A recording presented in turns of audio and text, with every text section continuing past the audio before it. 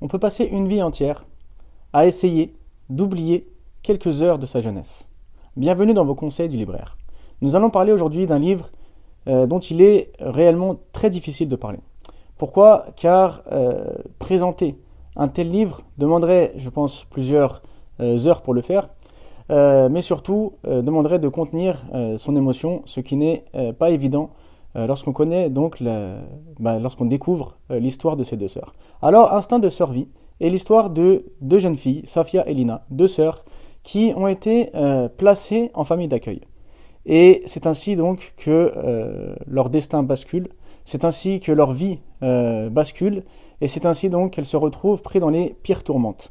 Alors on va découvrir leur vie, on va découvrir leur placement, on va découvrir les tortures qu'elles ont subies, on va découvrir les personnes qu'elles ont rencontrées et qui ont subi également ces difficultés. Donc on va se plonger en fait dans l'intimité, dans leur intimité, dans leurs blessures, dans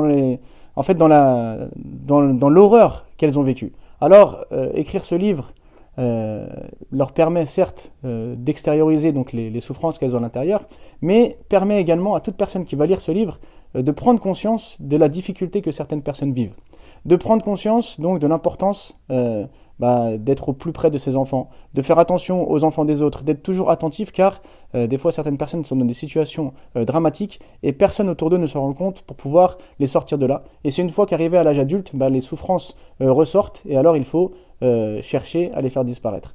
Et donc ce livre va permettre, je l'espère, de leur donner justice en faisant connaître leur histoire et de les accompagner donc dans les démarches sur lesquelles elles se sont lancées actuellement pour pouvoir justement avoir justice dans ce bas monde. Bien entendu, la justice divine est la meilleure justice et c'est là qu'elles auront gain de cause donc de toutes ces souffrances qu'elles ont pu avoir. En attendant, acheter leurs livres et faire connaître leur histoire est un moyen de les soutenir, enfin un moyen de faire parler de leur combat, de façon à ce qu'elles se sentent bien sûr accompagnées, encouragées, et de façon à ce que leur histoire fasse suffisamment de bruit pour que les personnes qui ont possibilité de changer les choses, pour que les personnes qui ont la possibilité de les accompagner, de les aider à avoir gain de cause ici-bas, puissent